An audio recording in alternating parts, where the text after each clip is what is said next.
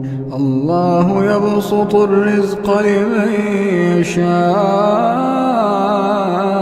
من عباده ويقدر له إن الله بكل شيء عليم. ولئن سألتهم من نزل من السماء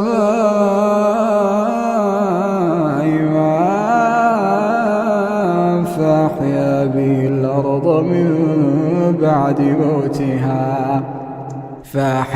به الأرض من بعد موتها ليقولن الله.